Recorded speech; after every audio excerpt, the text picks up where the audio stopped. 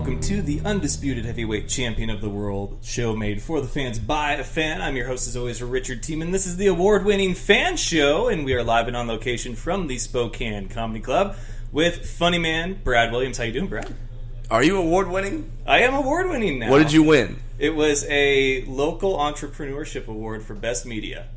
Awesome. Yeah. I have no idea what that means. Is that an actual award? Is that like a participation trophy, or is that like who were you nominated against? So there was several local medias that were nominated. I don't know who they were, because they didn't disclose all of that. I see. It was on votes. Okay. So I got nominated by another local business here. And I put it up on Facebook. People could vote. I didn't think I was going to win. Did you have the belt before the award, or was that your present to yourself? I've always had the belt because I've got sponsors for during the fantasy football season, and it's the guys that make these belts. When I do my leagues, they make one. They send it out to the winner. Oh, okay. Wow, that's. I mean, yeah, it's weird how like people look at those trophies for like fantasy football and they think it's stupid. Until you're in a fantasy football league, and you're like, I fucking want that belt, or I want that trophy. We have a trophy for the league that I'm always in, and I'm depressed because I don't have it this year. I got it the last year, and now it's in South Carolina, and I'm kind of bummed out about it. But yeah, that's awesome then. Congratulations on your award. Yeah, I wish it was kind of on a broader spectrum, I guess, but it was locally amongst local businesses, entrepreneurs. If you run a business and you're less than 3 years old, you qualified. You beat the podcast that Luigi's does. You beat the Luigi's podcast. Hey, it's the Pepperoni podcast. Today we talk about all the forms of a pepperoni. This is incredibly racist accent. Don't care. It's against white people. It's safe.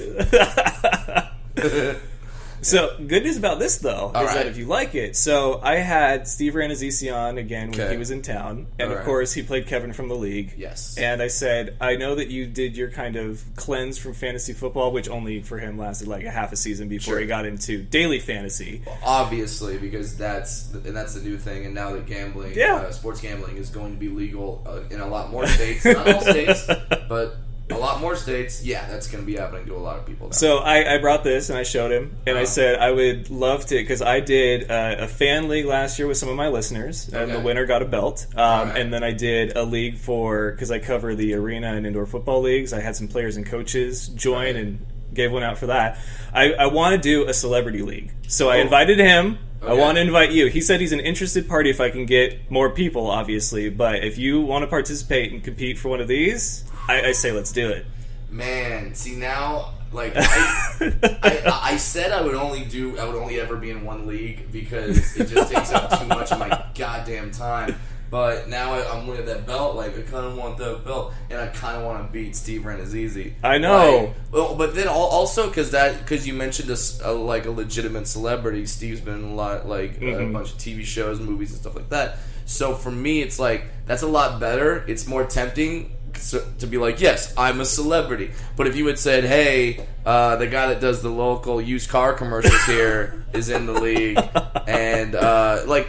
Basically, if you rated the roster of Dancing with the Stars and said, this is who is in my quote-unquote celebrity league, I'd be like, fuck off and die. But you have Steve Ranazisi, who's a good guy. So that's very tempting. I will make my decision by the end of the show. How's that for a teaser? Oh, I love a good tease. I really do. I'm going to ask Mike Herrera, frontman of MXPX, if you're a punk rock fan. I am. He's Washingtonian, so I feel like that would be a lot of fun to have him in there too. MXPX, that's like the 90s punk days. Yep.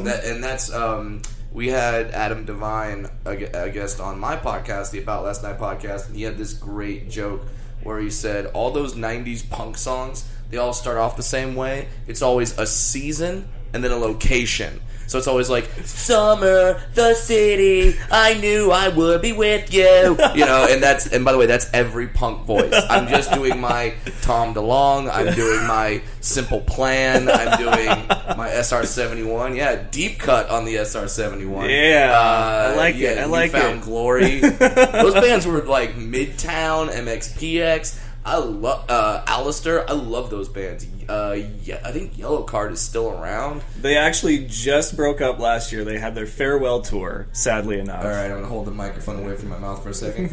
No! That was my Darth Vader. No! That was that. Yellow Card broke up. That makes me sad. I guess the fiddle player could no longer do backflips off the drum kit. That's a cut for anyone who saw Yellow Card live. That is it. His aunt lives in Spokane. My wife met her one time at like a salon. The spring yes. in Spokane. Springs in Spokane, we're always better with you. Yeah. I love doing that voice because it's so much fun. I love doing that voice and like fake opera voice, just like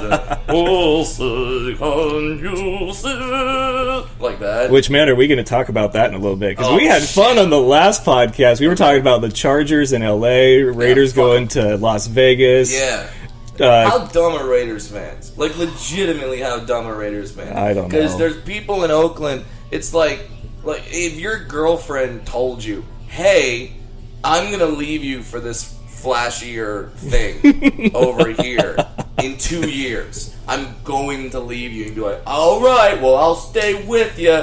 Fuck, you're dumb. You gotta stick with your team. No, you don't. Listen, I was a Rams fan when they were in Los Angeles. Then they left, went to St. Louis. Guess who didn't celebrate that Super Bowl? Fucking me. That's literally cheering on another dude as he's fucking your girl. Like, oh, come in her face. All right, good. You're really giving her that dick better than I ever did. Raiders fans are idiots. Come at me, Raiders fans. Don't care. Here's the funny thing. You're wearing a Niners hat, so I imagine they're either already gone or they hate you already. Actually, we have a good rapport up here because I've hosted pregame parties for their Spokane chapter Raider Club. So they're cool people, but the whole Las Vegas thing kind of stings. But Las Vegas isn't even going to care about that team because they have the Golden Knights. They got the Golden Knights. Yeah, that's awesome. I'm so happy. I just always laugh. Like, how much does Canada just hate life? Las Vegas in their first season ever, picking off the leftovers from other teams in the expansion draft.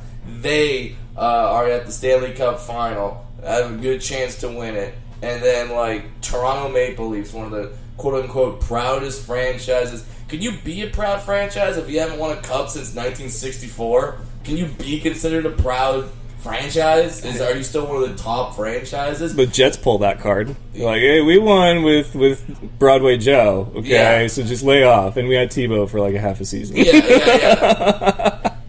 It's like, no, you're not one of the most historical franchises. You can't be. We're like, oh, well, back in the day, we won all the cups. Yeah, when there were 6 teams.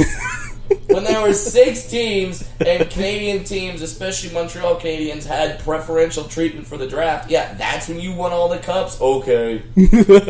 Oh, you hate us, Canada. You hate us so much. We win everything. We don't care. We're the hot guy at the bar that gets laid all the time and doesn't give a shit. And then there's that guy from the romantic comedies who would genuinely be a good boyfriend to that hot woman who's now just friend zoned, who just gets to watch Crystalia take her home and fuck her and not care. The thing about the Golden Knights... friend, don't fucking tweet him. Okay. The thing about the Golden Knights was that it was like the perfect setup that people didn't even realize. I mean, so you've got Vegas heat that's like 125 on average, and you're inside where there's ice. Yeah. Like, really? And it's fast paced. There's a lot of action, great production. Yeah. Like, what more could you ask for from a sports team? Show in town. Yeah, it's the greatest because live hockey is the greatest sport to watch. It's different every night. Like, you're not getting the same performance from, like, the Magicians or Britney Spears or whoever the hell's there right now. It's different every time. You don't know the ending. Nope. It's exciting. Yep. But they also talked about the Las Vegas effect because they talked about how the Golden Knights had such a great home record. And they said the Las Vegas effect is that road teams, when they go to Vegas, it's always like, well, we're in Vegas, so we got to do it up. So you got other hockey teams going out. And besides... all they are is rich white guys that no one knows who the heck are famous. And they're not like basketball players where, like, if you don't know who a basketball player is, you still know he's a basketball player because he's a 6'9" black dude who's athletic. You're like, all right, you do something. You you do something. But like, if it's a 6'2", 6'3" white guy who's just kind of built and good looking, you just think, oh, he's a businessman or whatever. You know what I mean? Like they're not like it's not a 6'9" guy. Like, yeah, there's no like players in the NHL aren't that tall, so they blend in. So they can go to strip clubs. No one knows it's them. You know, and unless you're like Ovechkin or like one of the major stars, you're totally anonymous. So Nashville got the draft for next year, right? Because the draft is now doing this city-to-city thing. Yeah. But one of the finalist cities was Vegas. And I was like, okay, so let me understand this. You want to take a bunch of kids who are under the age of 25, about to get a giant-ass check and live their dream, and on that most important night of their lives, you want to put them in Vegas. Yeah. When they get drafted in the first round where someone walks up to you and says, all right, you know you're guaranteed $10 million next year. Oh, I am? Strip club, car, suite, everything's going to happen. Like, God, who is the, Herm Edwards? He could not get to them fast enough when you put them in Vegas. Oh, why do all the NFL players go broke? I wonder why. Jeremy Tunsil's draft stock plummeted the night of because a video surfaced on Snapchat of him taking a bong hit through a gas mask, and it's like you want to put a bunch of these guys in Vegas the night of the biggest night of their lives. It's amazing it's amazing to me that the draft stock of these players goes down, and it's especially going to go down in the social media days. Like, I won't get into politics too much, but we're literally within one or two elections, we're going to get to a point where you will have seen the president's dick. Because someone will have a dick pic from him that he has sent, or her that he has sent, like in the last, during his adolescent years or in his 20s. Someone's going to have a presidential dick pic. We've already seen the first lady naked. Yep. So it's like, that's coming. Like, I don't get how anyone's gonna be president, because like now we will just know everything about everyone. Like when you watch movies about how all the cover up happened about the Kennedys and like when Ted killed a woman, you know what I mean, and then just left her for dead, and then that's just like, oh, we'll cover it up, like, and it worked. Yeah, that can't happen anymore. No. You can't do that. There's so many leaks, and now that you said the whole dick pic thing, I heard Brett Favre just announce his candidacy for 2020. So sure, he's like, well, ahead of the game. As long as I won't be affected, I'm going in. I love it.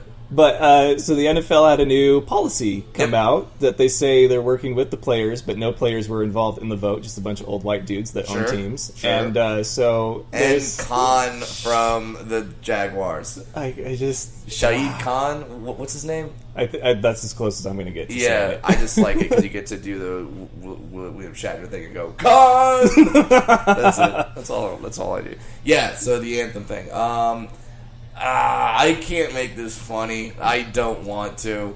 I don't blame you, because I'm over it. I'm ready for this to be a chapter in history we look back on and go, remember that time? But it's like still here. The funny part is it was over. It was over. It was done. Kaepernick was out of the league. They just stirred the pot, man. And then Trump makes that speech where he goes, "Get that son of a bitch off the field." It's like, he was off the field. Now you just stirred it up again, and now we have all this stuff. And then I don't want to offer my opinion because, like you, it's like the point where it's like, I don't care. I'm over it, man. I've been so over it. It's like, well, then now we got to stand. Mission accomplished. It's like, dude, now they're gonna get creative and have two middle fingers in the air while the anthem's playing. Like, that's gonna happen now. They're gonna find another way to do whatever it is they want to do. It's the blowback that's always the worst. That's what's very confusing to me. And the thing is some guys are talking about, like, whoa, why don't we just do it like the NBA? The NBA has a policy. You have to stand for the anthem. And you want to know where that policy came from? I actually know this, and I haven't Googled this. That was a guy named Chris Jackson, Ahmad Abdul Rauf. Because he became Muslim, he changed his name to, I think, Muhammad Ahmad Abdul Rauf, and then he refused to stand for the anthem. Because Muslim thing. And not that all Muslims do that, I'm not saying that. I'm just saying that he believed that there were atrocities that the United States, like literally like the same Colin Kaepernick thing. And The NBA just said, "Fuck you, you're standing." So now he had to stand, and then he would do a prayer, and like he would stand there in prayer, and that was their compromise. But because of him, the NBA has a standing only policy. Yeah, yeah. So fun little fact for you guys. I do love an educational show. Yeah, but I hope I got his name right. I apologize if I didn't. I'm going off memory, so people can just call you out on Twitter. I mean, that's what they'll do. That's sure what they do will. now. and this sounds very Islamophobic or racist, or I don't know, but I get Ahmad Abdul Rauf confused with Sharif Abdul Rahim. And there's the two Muslim NBA players from the 90s. Yeah. So that's why I get mixed up. If I mess it up, I'm sorry. There, I apologize in advance. On a happier note, though, Yes. you were planning a wedding last year. I see the ring now. How did that go? How was everything? How's married life? I did it. I married a tall woman. Ha! Well, you don't know I'm a dwarf, so marrying a tall woman is like a big deal. It went great. Wedding was great. We got married in a car museum, and people were like, "Oh, Brad, because you like cars?" No, my wife loves cars. So we got married in a car museum, which everyone just thought I was cool, and I'm like, "Nope, not me." We got married in a car museum. We had food trucks, so you didn't have that annoying thing where table 12 has their food, and you're like sitting there, like they're on dessert, and you're like, "I just got my salad." Like we didn't have that thing. Hey, you're hungry? Go fucking eat. And then my wife is Chinese, so we had Chinese lion dancers. So we had Chinese lion dancers at the wedding. That was the hit. But it was a hit for all of my friends and family who are like white, black, and Mexican. And all of her Chinese family was like, "Yeah, we have these at like business openings. We don't care. This is no big deal." And all the white people were just like, "Oh my god!" Like it blew their mind. That and they all thought they were dragons, and they thought it was like because I'm a dwarf. They thought, "Oh, it's a Game of Thrones theme." It was very weird. It was very weird. Like, no, they're lions, and it's Chinese tradition. So yeah. Peter Dinklage is now a member of the MCU. Marvel. Did you get passed up for that? Are you mad? I gotta go to DC now. That's the thing. You gotta go to DC now. I gotta go to DC. Hey, DC. Marvel has their dwarf, which actually opens me up because DC, Wonder Woman, one of her main villains is Dr. Psycho, who is a dwarf. That's true. So, that opens me up for Dr. Psycho because Dinklage was in Infinity War as a giant midget. Which was just as a weird. giant midget, which was weird because he's a midget. So they could have had anyone but you know what? I liked it because that got back for Lord of the Rings when a tall actor played a dwarf, or in Snow White and the Huntsman when all the dwarves were like Bob Hoskins, God rest his soul. He played a dwarf. They CGI'd them all down. Fuck off. So now we had a midget play a giant. So that's revenge for that. I like it. Yeah, man. We also talked last time about the Rocky movies. Which one was the best? Had to tell if you're a Russian spy. 4. What's the best trilogy you've seen? The best trilogy? Yeah, because it's tough. You get into that number 2, number 3 territory, and it gets a little hard to do. It's got to be 3 good ones. Like, I want to say Back to the Future. That was going to be my answer. No joke. Because 1 and 2 are just so unbelievably amazing. They really were. 3 is kind of like, we need money. But, man, I want to say Back to the Future. The original trilogy of Star Wars is really hard to beat. Fucking Indiana Jones is hard to beat. Yeah, but then they had to do the 4th one, and it's but you said trilogy. Okay, so, if you don't count it, then that's fine because the I don't trilogy. Count Kingdom of the Crystal Skull. Nobody does. I don't count fucking Shia LaBeouf on vines up in the trees swinging like a damn monkey, and just like they even played the Tarzan sound effect. That was literally Steven Spielberg pissing on a pile of shit, saying, "I'm Spielberg. You're still gonna watch this." Nuke the fridge. How dare you? I hated that movie. I gotta say, Back to the Future, and it's funny because the more you watch it, the more little logic flaws you find with it. Well, technically that wouldn't have been the case, and this, but it's so entertaining that you don't care, and that's what I think a lot of trilogies are missing now is that they try so hard to be different in that next one and that third one that they miss the whole entertainment value, and you're just like, yeah, you should have stopped it. Yeah, I mean, I would even put the Nolan Batman series up there. That was legit. That was a good one. Just because of how good. And it's amazing when you look at good trilogies, the second movie almost has to be the best one in the series. Like, when you look at Star Wars, Empire's the best one. And then you look at the Batman thing. Dark Knight, that's the best one. Second one. Even the aforementioned Back to the Future. The second one, which ties in a lot of stuff from the first one, and it all meshes together well. That's kind of cool. I think hoverboards is strictly what made that movie the best of the two. We're waiting on them. We're still waiting on hoverboards. I've ridden an actual hoverboard. Oh yeah, I got to ride one. They do exist, but not like hovering 2 feet off the ground. They hover like an inch off the ground, and they have to be on a certain surface. But the amazing part is I spun on the hoverboard, and there's no friction. Oh wow! It will literally never slow down. So, but it was an awesome experience. Well, as far as what you've done recently and what you're about to do, Yeah. I heard that you are going to be on the Jericho cruise, I the am rock gonna and be on wrestling. the I am Jericho extremely jealous of this. Can I just Yes. say that? Because Jericho, not only is he like a huge icon of mine, Yeah, but he it's is the the simple fact that you got to be on his podcast, and Yeah. now you get to go be on his boat, and it's Yeah. just like, what the hell, dude? Like, Dude, and I'm a massive wrestling fan, and basically, here's how that happened. It's kind of a cool story. I was doing a show in Tampa, yeah, and all of a sudden, I do meet and greets after every show. And this woman comes up to me after the show, this beautiful blonde woman, and goes, "Hey, I really enjoyed your show. Thank you very much." And she goes, "My husband really would have liked your show. He's in the entertainment industry." And whenever I hear that, I go, "Oh, who's your husband?"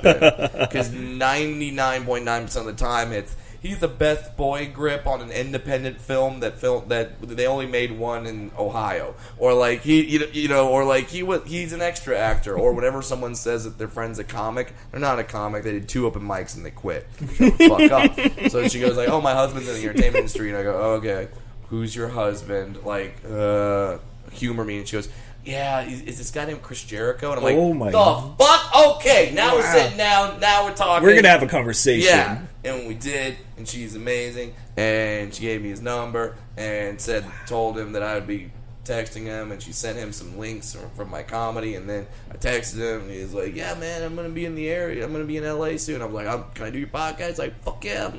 You can do my podcast. And I showed up. I did his podcast. He's the nicest guy. I mean, Canadian, so of course he's a nice guy. And then I found out about this Jericho cruise.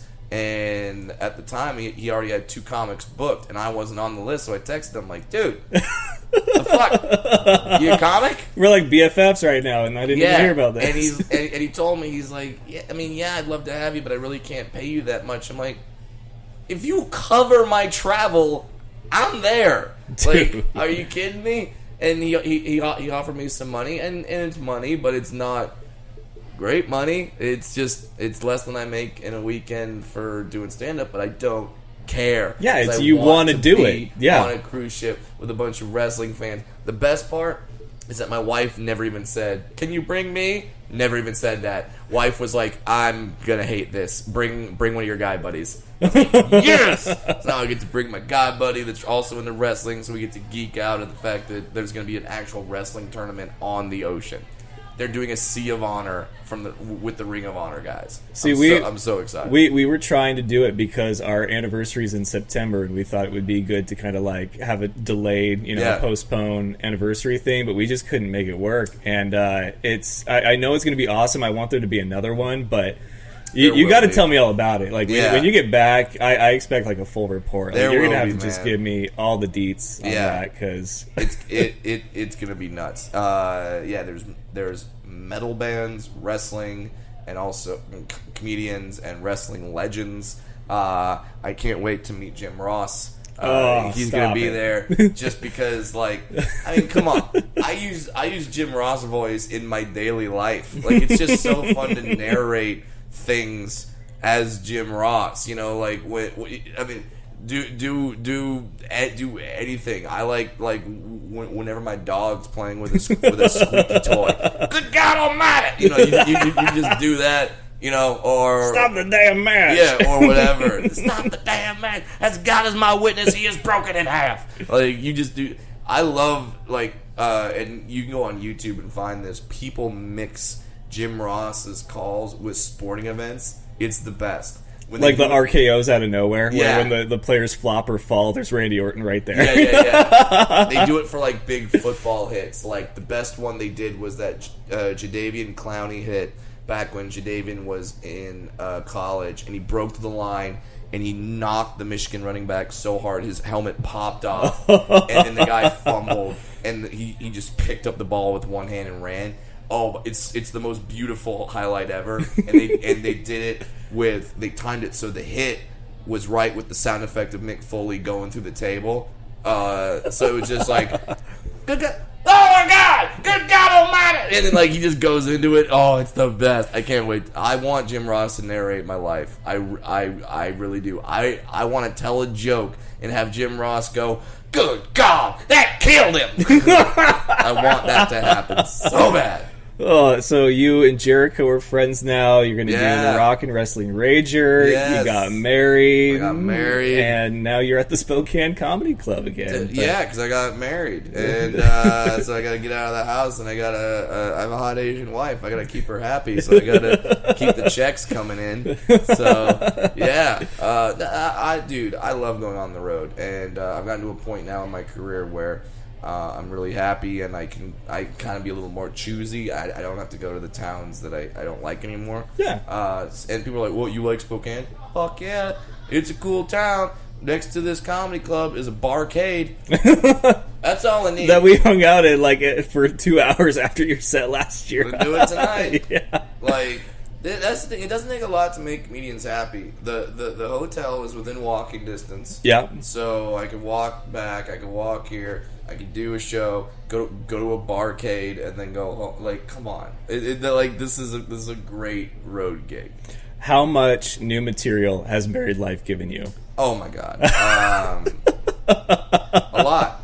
Some of which I can't say on stage because my wife heard about it, and then but I always let her put kind of the veto. I'll fight for jokes, but She can put the veto on certain subjects. So you got to not let the veto cards get out there too early, man. Because but I don't give her unlimited vetoes. Okay, fair enough. So fair enough. You like I've told her sometimes, she said, I don't like that joke and that joke. I'm like, you can only pick one. One's gotta stay. There's two you don't like. Yeah, you got one. That's 10 minutes of material right there. I'm not throwing away 10 minutes of good material. So.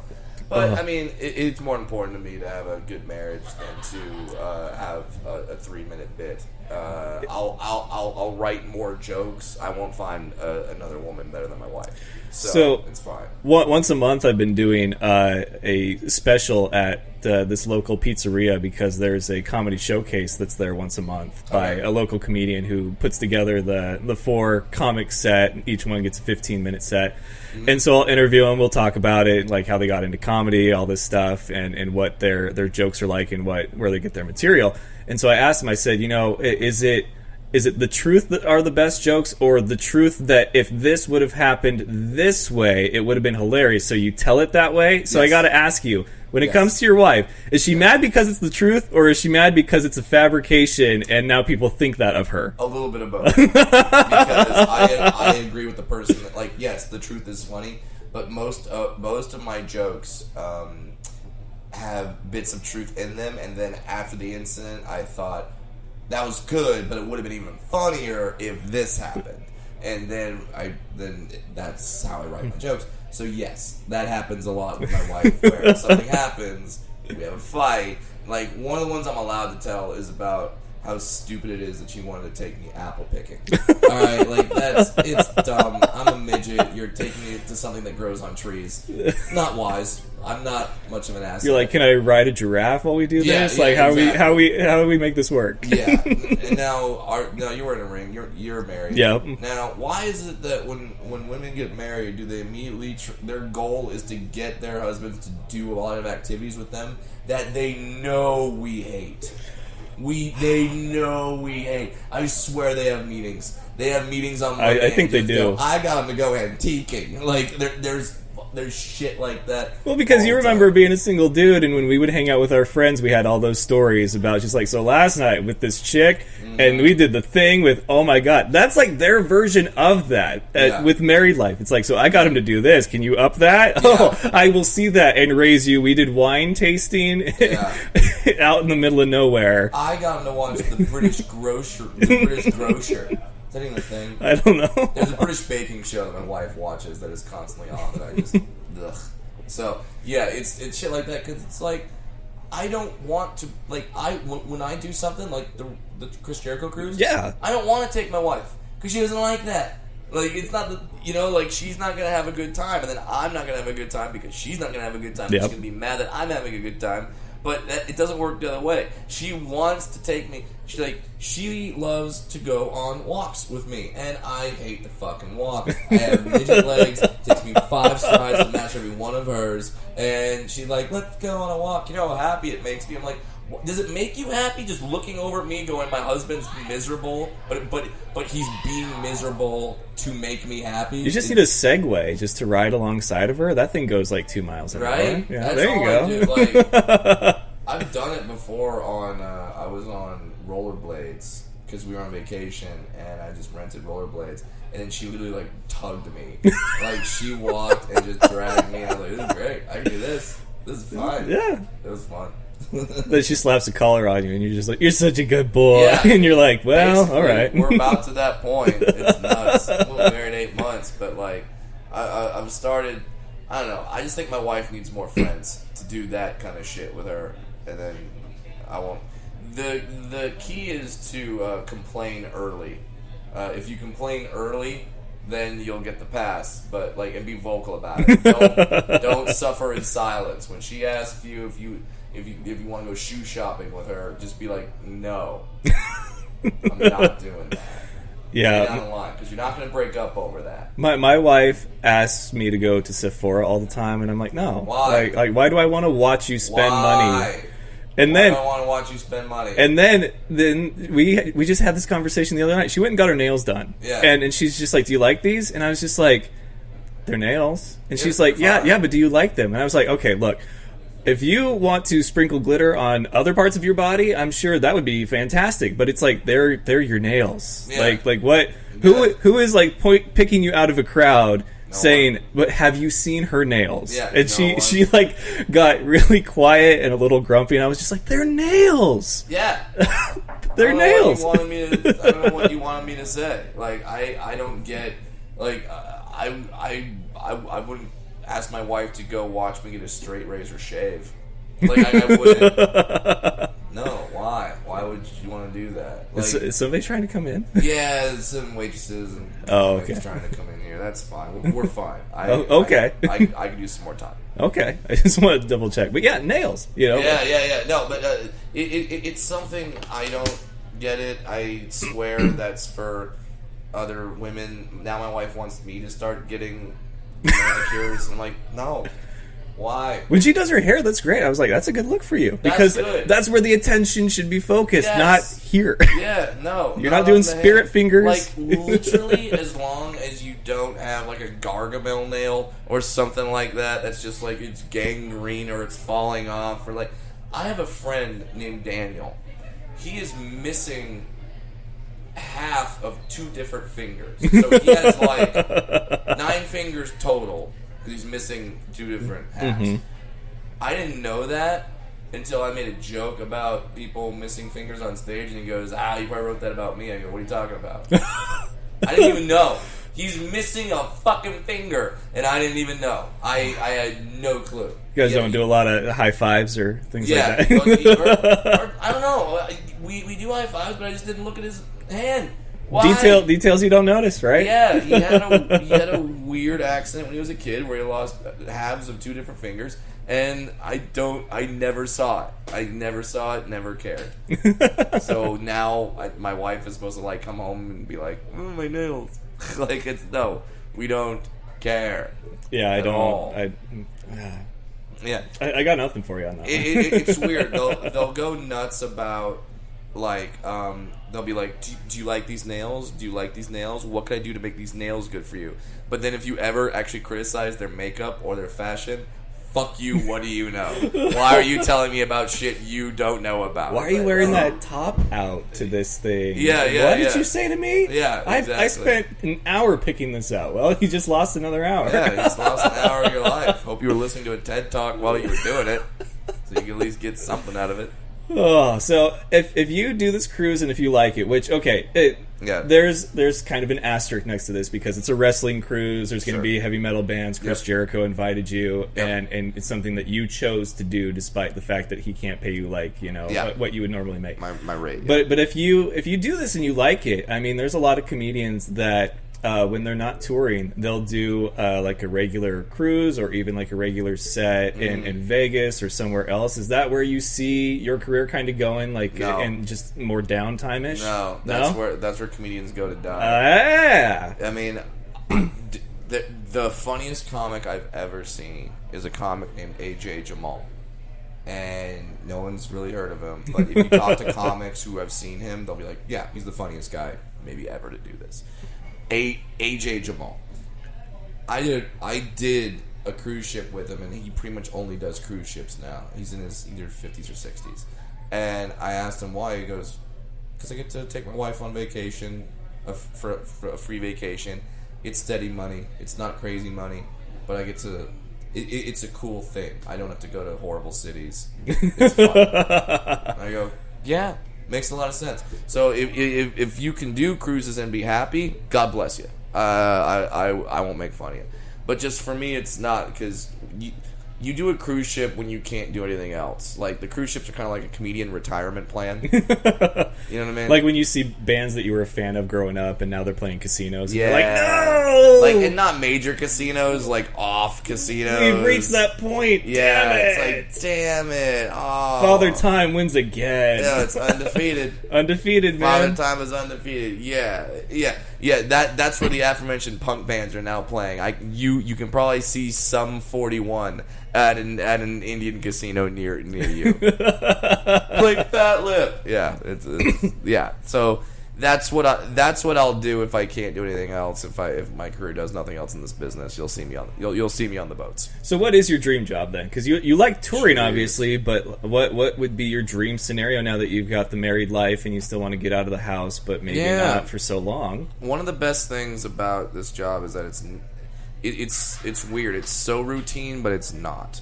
You travel. There's a little bit of deja vu when you travel the same spots over and over and over again. Yeah. But it's constantly changing. You're constantly working. It's constantly new. But if you ask me what's the dream job, it's a combination of like 3 different jobs. I would love to tour like hard for 3-4 months, then shoot like a TV show or a movie or something for 3 or 4 months, and then maybe that's 8 months out of the year, and then the last 4 months writing, just going up around LA, New York, light touring, just to write the new hour. Like that would be my ideal schedule, where it's like 4 months of touring, 4 months of shooting, and then 4 months of just writing the new hour, where I didn't have to really worry about money. So, second night here at the Spokane Comedy Club. You got a show coming up in about half hour, and then you're going on tomorrow, Saturday, and Sunday. Yep. One show apiece, 8 o'clock both times. I think there's 2 shows on Saturday. I could be wrong, but I think there's 2 shows on Saturday. I don't care. I just show up, and then when they tell me to go on stage, I go on stage. And you tell really funny jokes. Yeah, talk about your wife and all that good stuff. It's kind of just how it works. And then when barcade after the show, and during the day we go watch movies. It's the best. All right, well, I want to let you get ready for the show and get your mindset right. I'm not going to lie. I messaged you not because you were late, but because I honestly thought you were hiding in your suitcase, and I was going to hear your phone go off. That's funny. I thought you were going to pop out and scare the shit out of me. I do have a very large suitcase. That's my merchandise, and it's in the green room. I was like, if he's in that. Yeah, greatest prank ever. Slow play. Yeah. Slow play. Me getting all my stuff set up, you don't say a peep, and then all of a sudden, bam! Pop out. I did a prank like that one time for a TV show that never aired. It was a TV show. Fuck, what was it called? It was called Kamikaze Comedy. And basically what it is you would throw stand-ups into situations where they should not be doing stand-up. and where people are not expecting stand up. So I was literally, there was Godfrey, the comedian Godfrey, played a male stripper who showed up to a bachelorette party, and in psyching them up to get ready for the stripping, he would just stop and start doing material. And then he had a bag, and all of a sudden he said, "You want me to whip it out?" The girl's like, "Yeah, whip it out." Like, "Oh, I'm going to whip it out." So he unzips the bag. I'm in the bag the whole time. I pop up out of the bag. The women scream bloody murder, and then I start telling jokes. It was awesome. I wish that show would have gone. So that didn't air, but Pocket Priest did. Pocket Priest? From Mind of Mencia. Oh, wow! I meant to mention it last time you were here, and Priest. I completely forgot. Damn, that's a poll. Well done, sir. Yes. You did your research. Yes. If you're busting out Pocket Priest, I even forgot I did that. Fuck. I just want a little head, and then that's the line, and that's the skit right there. Damn. Talking about Cancun, New Mexico. Oh my god! I watched that show religiously, and it was great. Thank you for watching it. It was fun to be on. It was fun to do. And now I'm on to other things, which is great. But it's always a part of me, and I'll always be glad that I did it, and it kind of launched me. So I'm good. But that's awesome. Thank you for bringing that up. That's You're really welcome, cool. man. Anything I can do. Yeah. So we've reached what I believe is probably the end of the show. Mm-hmm. Steve Ranazisi, interested party. You obviously are friends with Chris Jericho. Yeah. I'm friends with Mike Herrera. So there's maybe 5 people so far. If you know some more people, I want to do a minimum of 6. 8 would be awesome, including myself, just because it would be fun. Well, at least if it's 6, you're gonna have a crazy, all the teams are gonna be good. Yeah, that's where you don't have to do any deep cuts where you're looking up third receivers on teams to try to get where's Cecil Shorts. You're trying to bust out. Is he gonna have a good day today? So, I don't think I'm gonna be able to do the league. I can't. I got the wife. I got the other league. I got a house now. I got touring. I got my podcast, and the amount of time I already spend on the other league is stupid. I spend way too much time on it. I need to not do that. If you change your mind, you know how to get a hold of me. And I could. I'm not saying I'm out forever. No. I'm saying I'm out for right now. It's not goodbye. It's see you later. Yeah. Maybe when me and the wife have a couple of kids, maybe then I'll be like, yes, all the leagues, get me out of here. All the leagues. Yeah. Let me do something. I'll be a 9. Don't give a shit. All right. Well, Brad, you have a great stay here in Spokane. Great sets. I look forward to seeing it. But, Thank you. Thanks for being on the show, man. Thanks for having me on again. Go Golden Knights, and I'll see you next year. All right, Brad Williams, Spokane Comedy Club. And don't forget, all new episodes next week. So enjoy your Memorial Day weekend, folks. Best of luck to you and yours. Go Niners, and it's all fun and games until you butt fumble. Good night, folks. Do you remember the time that Mark Sanchez ran into his own player's butt? That was funny sports. Thank you for having me on the show, man. I love the Fan Show.